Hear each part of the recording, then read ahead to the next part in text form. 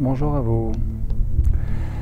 Régulièrement, vous me parlez du citron en possibilité, en option à agrémenter l'eau lors de l'hydratation, lors des pauses alimentaires. Eh bien, effectivement, le constat est unanime.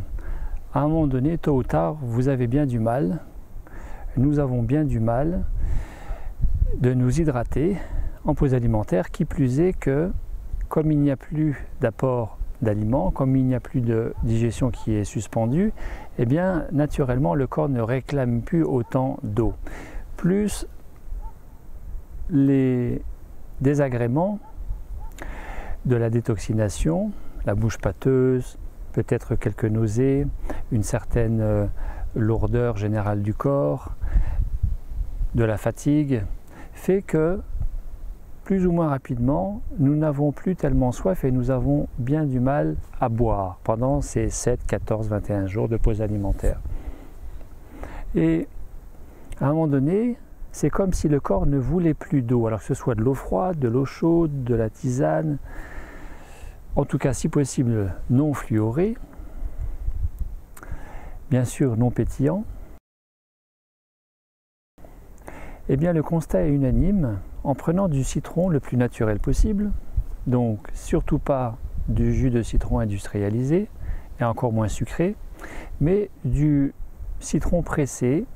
Alors certes, ça peut être le citron jaune classique à pépins, mais qui est plus acide que le petit citron vert, le lime, qui en plus n'a pas de pépins, ou quasi pas.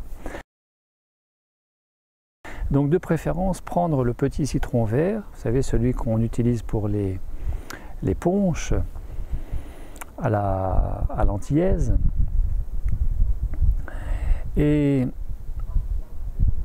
rapidement de se rendre compte qu'il y a un effet rafraîchissement, fraîcheur apporté par le citron et que tout de suite ça va mieux pour maintenir l'hydratation. Alors certes, c'est vrai que c'est une option intéressante, le citron, à condition, il y a toujours une condition, hein, c'est d'écouter, de respecter le corps, à savoir que le citron est quand même acide et que normalement, tout organisme bien constitué va désacidifier, neutraliser la part acide du jus de citron en l'alcalinisant.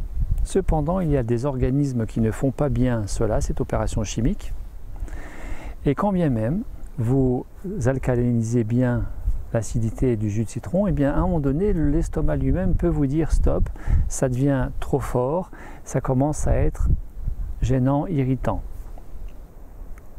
pour ne pas dire ulcérant.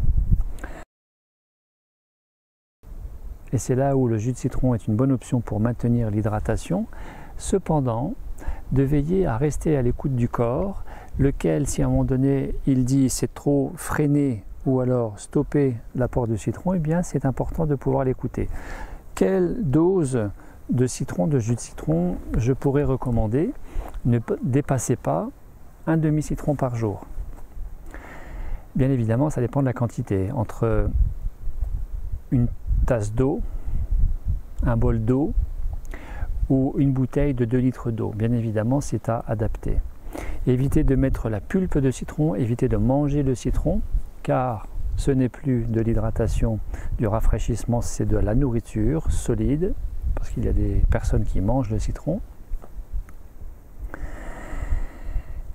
Et une fois encore, respectez le corps. Si à un moment donné il dit que c'est trop, eh bien il faut savoir se raisonner et suspendre, voire arrêter l'apport du citron. Ne faites pas comme Daniel. Daniel qui, à un moment donné, dans ces 14 jours, en 2018, à un moment donné, a ressenti l'attrait, le besoin relatif de prendre du citron avec ses apports hydriques.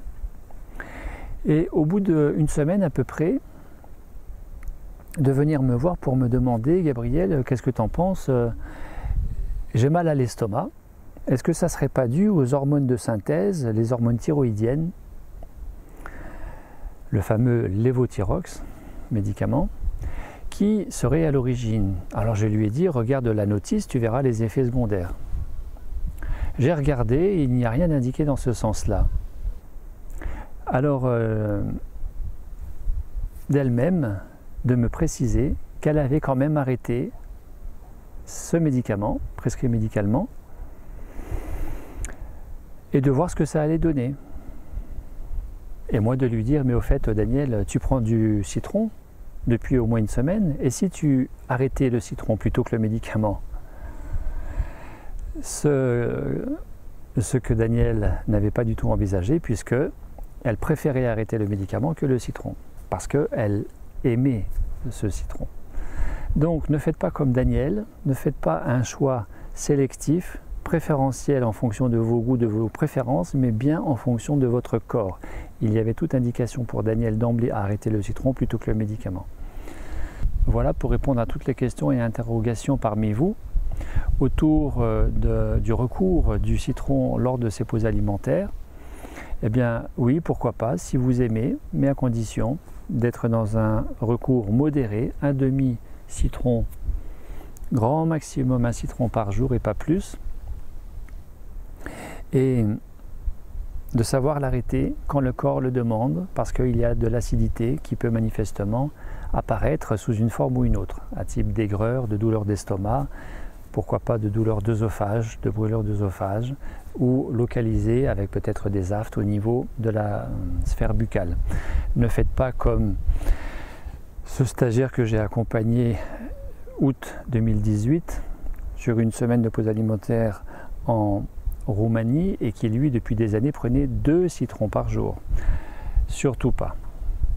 Voilà, tous les excès sont dans la nature, ce ne sont pas forcément de bons exemples à suivre. Le meilleur exemple à suivre, c'est d'écouter et respecter son corps. Merci à vous, à très bientôt. Au revoir.